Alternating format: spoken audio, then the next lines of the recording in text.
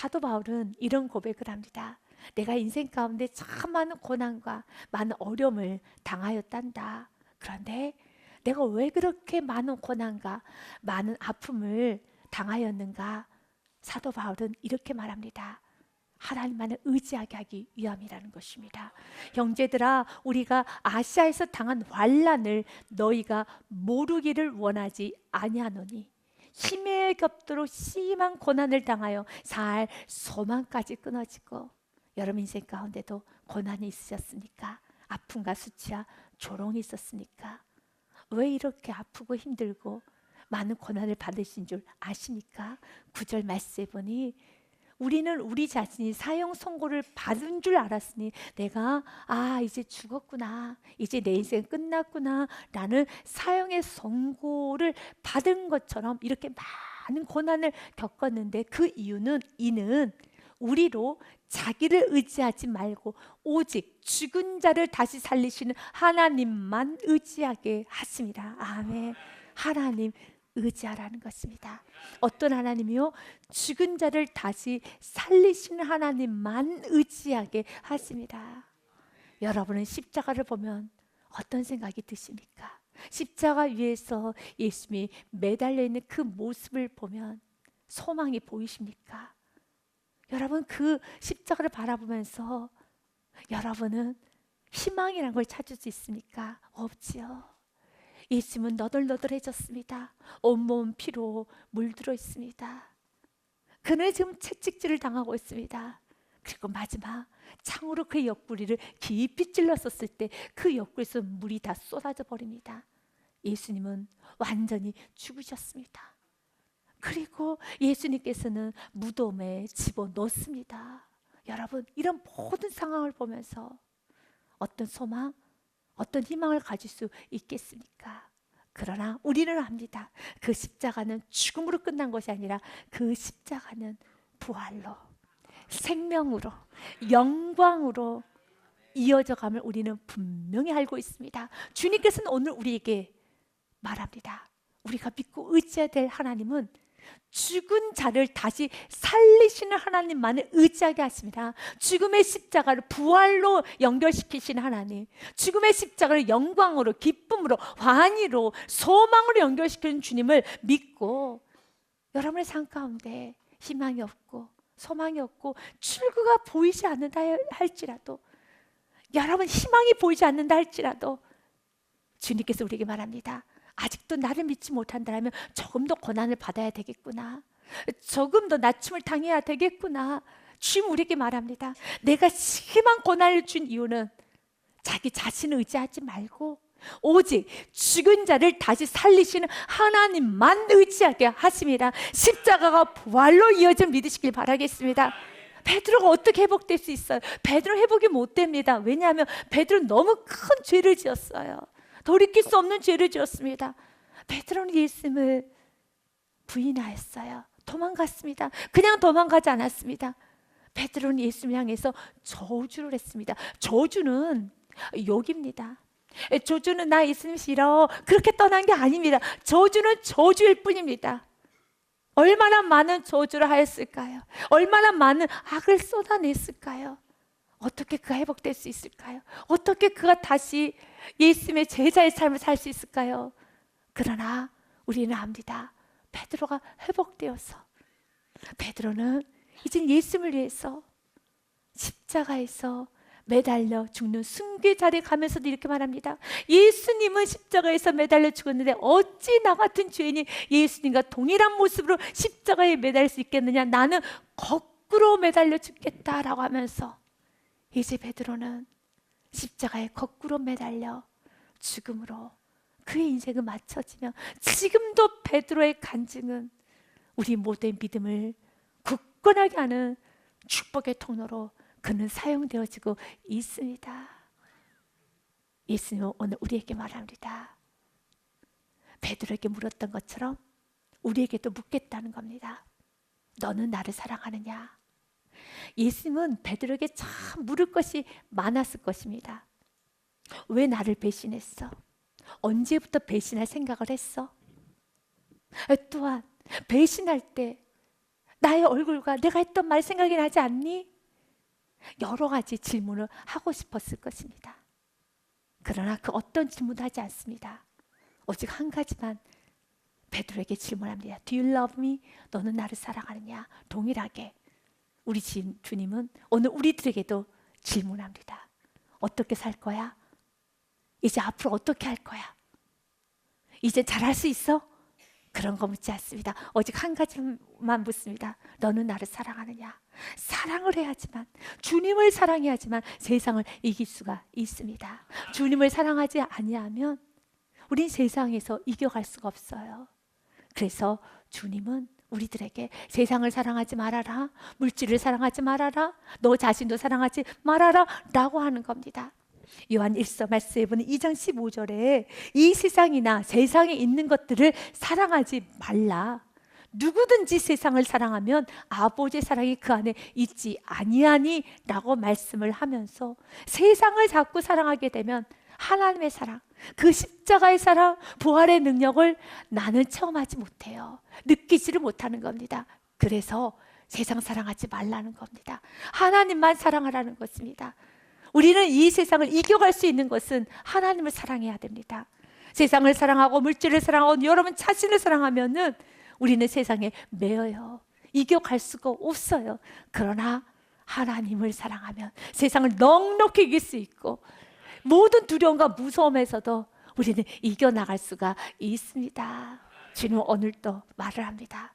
주님을 더 많이 사랑하라는 것이죠. 더 많이 사랑하십시오. 이렇게 사랑을 많이 하기 위해서는 주님께서 베푸신 사랑이 나에게 날마다 더 새록새록 깊고 넓게 깨달아져야 되죠. 여러분 가정 안에 부부 사이가 서로 냉랭해지고 다툼이 잦고 부모와 자녀 사이가 또 형제가 형제 간에 서로 잦은 다툼으로 얼굴을 붉히는 일이 많이 일어나고 있다라면 왜 그럴까요? 왜 부부 사이에 냉랭해지고 다툼이 일어날까요? 여러분, 나에게 해주었던 그 사랑과 수고가 기억이 나지 않으면 자꾸 다퉈요. 그런데 나에게 베풀어준 사랑, 나를 위한 수고, 좋았던 일이 많이 생각나면 관계는 더 좋아지죠. 그런데 생각이 안 나요. 남편이 아내에게 했던 좋았던 일, 여러분 은혜스러웠던 일, 수고가 하나도 생각이 나지 않고 또 아내가 남편에게 했던 많은 수고가 있지 않았겠습니까? 그런 수고가 하나도 기억이 나지 않고 나에게 해주지 않은 것만 기억나고 정말 나의 희생만 기억나고 나의 수고만 기억나면 마음 안에 미운 마음이 들죠. 그리고 이제는 내 것을 챙기고 싶다. 너무 내 인생이 손해봤어 라는 생각만 들지 않습니까? 마찬가지예요. 여러분은 주님을 사랑하는 줄 압니다. 더 깊고 넓게 사랑하라고 주님 말합니다. 깊고 넓게 사랑하기 위해서 주님은 오늘도 말합니다. 어디서 구원받았는가 그 은혜를 잊지 말라는 것이죠. 그 은혜를 잊지 않아야지만 주님이 나에게 베푸신 사랑, 베푸신 은혜가 더 새록새록 깊고 넓게 깨달아져야지만 우리의 남은 생애가 아름답고 주님을 위해서 더 많이 수고하고 싶고 더 많이 사랑하고 싶고 더 많이 감사하고 싶고 주님께서 나에게 말씀하실 때는 아멘 아멘만 하고 싶고 이제는 내가 나이가 들고 시간이 얼마 남지 않았어. 주님, 내가 이렇게 주님께 받은 사랑이 너무너무 많은데 나는 주님을 위해서 할 수 있는 게 얼마가 있지가 않습니다 라는 마음으로 빚진 자의 마음으로 살아가게 되죠. 그런데 주님이 나에게 베푸신 사랑 물론 압니다. 알지만 그 은혜와 사랑이 기억이 나지 않는다라면 그 은혜와 사랑이 깊어지지 않는다라면 그리고 반대로 내가 했던 수고, 내가 했던 모든 삶만 드러난다라면 생각만 난다라면 여러분 주님을 사랑하고 싶은 마음, 주님을 위해서 헌신, 수고하고자 하는 마음은 사라지게 될 것입니다. 주님은 오늘 우리들에게 말합니다. 어디서 구원받았는가? 어떻게 여기까지 오게 되었는가를 기억하기를 원하고 있습니다. 그래서 우리는 이런 기도를 해야 됩니다. 하나님, 내 평생에 주님께서 나에게 베푸신 은혜와 사랑을 기억할 수 있는 은혜를 내게 허락하여 주시옵소서. 여러분, 조지 하버트가 이런 말을 합니다. 그게 마지막 기도의 시입니다. 당신은 제게 너무 많은 것을 주셨습니다. 여러분도 많은 걸 받았죠? 우리는 더 이상 바랄 것이 없을 만큼 너무 많은 걸 받았습니다. 그런데 그가 이런 기도를 합니다. 제게 너무나도 많은 걸 주셨지만 그러나 제게 한 가지만 더 주십시오. 그것은 감사하는 마음을, 그 은혜를 기억하는 마음을, 받은 사랑, 받은 은혜를 기억할 수 있는 그 감사의 마음을 내게 주시옵소서. 받을 사랑만 바라는 것이 아니라, 또다시 바라는 것만 하는 것이 아니라, 받은 사랑과 은혜를 기억할 수 있는 그 은혜, 그 감사하는 마음을 내게 허락하여 주시옵소서. 이것은 우리가 받아야 되는 것입니다. 그래서 주님께서는 오늘 우리에게 말합니다. 베드로의 그 사랑이, 주를 향한 사랑이 온전히 회복되지 않으면 죄에서, 두려움에서 헤어나올 수가 없어요. 요한 1서 4장 18절 말씀에 사랑 안에는 두려움이 없습니다. 온전한 사랑이 두려움을 내쫓나니 두려움에는 형벌이 있음이라. 두려워한 자는 사랑 안에서 온전히 이루지 못하였느니라 라고 하면서 지금 정죄감과 무서움과 절망과 낭만 가운데, 우울함 가운데 예수는 부활하셨는데 베드로는 전혀 기쁘지가 않아요. 이 놀라운 천지가 개벽되는 그 놀라운 사실 앞에서도 베드로는 지금 전혀 기쁘지가 않아요. 그렇다 해서 베드로가 예수님이 부활하신 그 사실이 부담스럽고 예수님이 죽었으면 좋겠다, 그런 뜻이 아닙니다. 예수님이 부활하셔서 정말 기쁘고 행복합니다. 그러나 그 안에 그 기쁨과 행복을 온전히 느끼지는 못해요. 여전히 두려워요. 왜 그렇습니까? 죄를 지었기 때문에. 무서운 죄를 지었잖아요. 예수를 향해서 부인하였고 저주하였고 예수님을 떠났고 예수님에게 너무 많은 입으로 악을 쏟아내버렸기 때문에 베드로는 어찌할 줄을 모르고 있습니다. 그때 두려워하고 있는 베드로에게 예수님은 반복적으로 질문합니다. 동일한 질문을 3번을 합니다. 15절 말씀부터 17절 말씀은 첫 번째 예수님께서는 시몬에게 묻습니다. 요한의 아들 시몬아, 내가 이 사람들보다 나를 더 사랑하느냐? Do you love me more than this? 그 사람들도 훨씬 더 나를 더 사랑하느냐? 라고 물어요. 두 번째 예수님은 또다시 묻습니다. 너는 나를 사랑하느냐? 세 번째 묻습니다. 요한의 아들 시몬아, 내가 나를 사랑하느냐? 예수님의 그 사랑하느냐 그 질문은 베드로에게 너무 부담스러운 질문. 왜 자꾸 그 질문만 하시는지 너무 부담스러울 것입니다. 그러나 질문을 하십니다.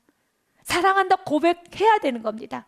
저주했던 그 입을 가지고 다시 그 입으로 사랑한다 고백해야 합니다.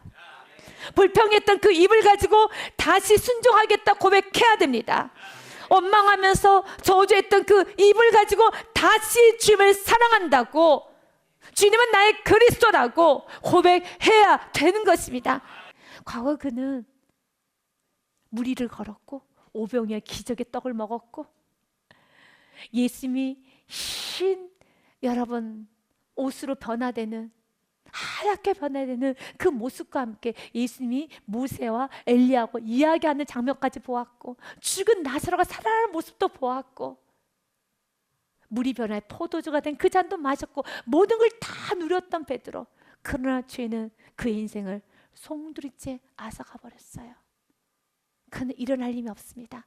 부활을 했음에도 불구하고, 부활의 예수님이 이렇게 버젓이 살아있고 은혜가 충만함에도 불구하고 베드로를 회복이 되지 않습니다.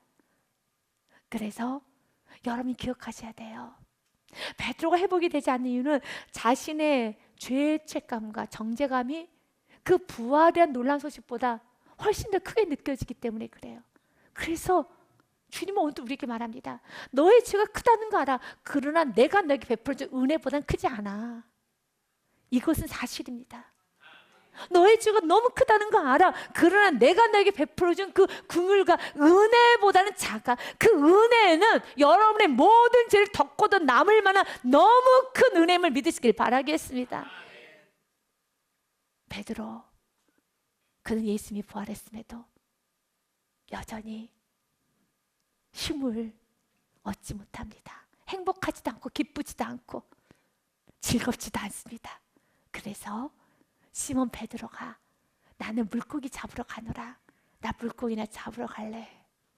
아니 그들이 우리도 함께 가겠다고 나가서 배에 올랐으나 그날 밤에 아무것도 잡지 못하였더니 이것이 은혜입니다.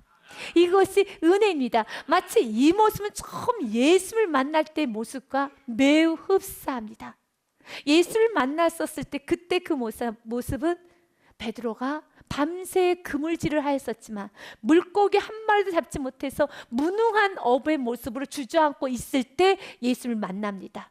그리고 예수님께서는 베드로에게 말합니다. 오른편에 그물을 내려라. 그 말씀에 의지하여 베드로가 그물을 내려요. 시몬이 대답해 이르되 선생님 우리들이 밤이 새도록 수고하였을 때 잡은 것이 없지만은 말씀에 의지하여 내가 그물을 내리리다 하고 그물을 내렸더니 그렇게 하니 고기를 잡은 것이 심히 많아 그물이 찢어지는지라. 아멘. 이 놀란 역사, 이 놀란 은혜를 체험합니다. 그리고 예수님 연이어 이렇게 말합니다.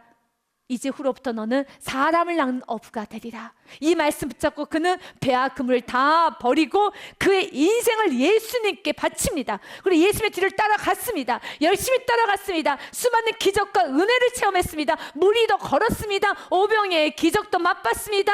모든 기적과 은혜를 다 체험했습니다. 그러나 그의 신앙이 자만해지고 멀찍이 신앙이 되어가자 그는 무너졌죠. 예수님께서는 베드로에게 나타나셔서 이렇게 말합니다. 얘들아, 예수께서 이르시되 얘들아 너희에게 고기가 있느냐? 대답하되 없나이다. 아직 이 말씀을 하시는 분이 예수님인 건 모릅니다. 그냥 대답을 합니다. 없습니다. 그때 6절 말씀에 보니 이르시되 그물을 배 오른편에 던지라. 그리하면 잡으리라 하시니 이에 던졌더니 물고기가 많아 그물을 둘 수 없더라. 그래서 베드로는 예수를 도와주지 아니하시면 물고기 한 마리도 잡을 수 없는 인생 맞습니다. 이것을 인정하면 되는 겁니다. 이것에 인정하고 두 손 들면 되는 것입니다. 주님은 오늘 우리들에게 바랍니다. 주님의 은혜가 아니면 살아갈 수 없다는 것을 인정하고 날마다 그 은혜 안에서 거하면 되는 겁니다. 이때 요한복음을 쓴 사도 요한이 베드로에게 말합니다. 요한복음을 썼던 사도 요한은 자기 자신을 표현할 때는 항상 사랑하는 이, 주님께서 사랑하시는 이라고 자기 자신을 표현합니다. 7절 말씀에 보니 예수께서 사랑하시는 그 제자 사도 요한을 말합니다. 사도 요한이 베드로에게 이르되 주님이시라니. 시몬 베드로가 벗고 있다가 주님이라 하는 말을 듣고 겉옷을 드러내 바다로 뛰어내리더라. 참 베드로는 바다를 잘 뛰어내려요. 무조건 바다를 뛰어내려요. 베드로 너무 멋있어요. 베드로가 왜 또다시 또 바다 위에 뛰어들었을까요? 예수님이 거기 계시니까. 예수님이 거기 계시니까. 예수님이 계시면 또 뛰어들어갑니다. 베드로가 많은 실패가 있었고 많은 어려움도 있었지만 베드로에게 있어 우리가 배워야 될 첫 번째 베드로의 가장 강점, 베드로는 무조건 대책 없이 계획 없이 예수님이 계시다면 무조건 아멘 못하고 무조건 뛰어든다라는 것입니다. 너 예수께 나가서 예수님께 무슨 말 하려고, 예수님 물으시면 뭐라고 대답하려고, 그런 생각 없습니다. 그냥 뛰어듭니다. 예수님이 보이니까, 예수님이 계시니까. 여러분 계획 없어도 괜찮습니다. 대책 없어도 괜찮습니다. 주님은 그런 거 묻지 않습니다. 오직 한 가지, 너 나 사랑하면 그거면 충분합니다. 여러분 사랑은 강합니다. 여러분이 잘 아는 말, 여자보다 어머니가 강하다라는 말 있잖아요. 왜 여자보다 어머니가 강합니까? 어머니는 여자가 아니니까 여자이잖아요. 그러나 여자는 어머니보다, 아니죠? 어머니는 여자보다 강하죠. 왜요? 자녀에 대한 사랑이 있으니까. 사랑은 세상을 이겨요. 세상을 이기는 겁니다. 주님은 오늘 우리에게 말을 합니다.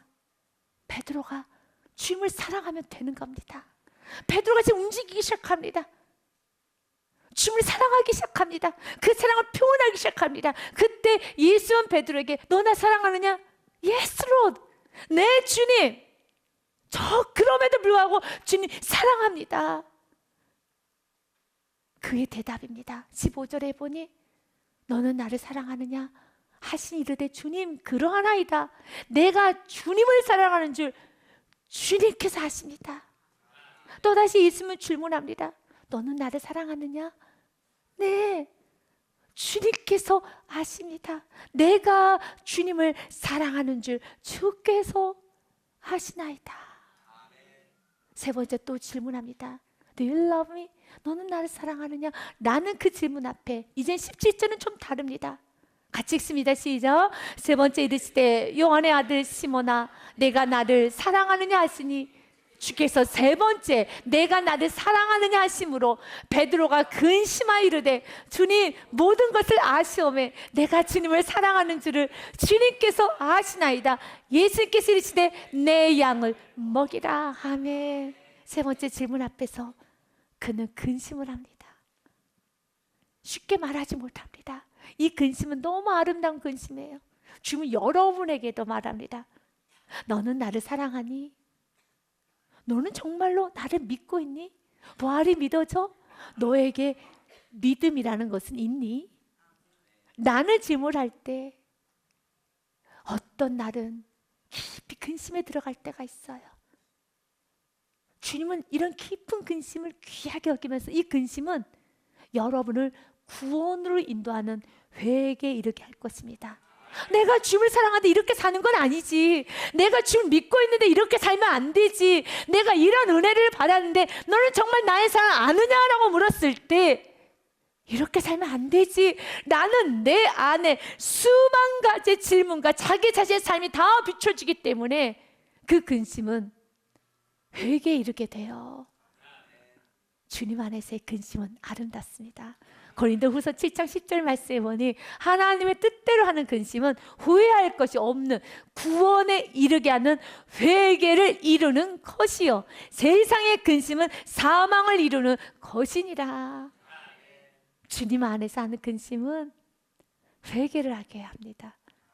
구원에 이르게 합니다. 베드로는 근심합니다. 그러나 그 근심의 결과는 주님 사랑합니다 입니다.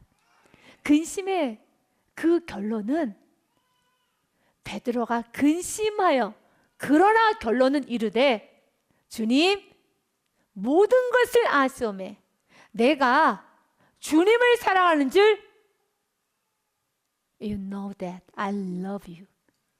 당신은 아십니다. 믿으십니까? 사랑하는 여러분,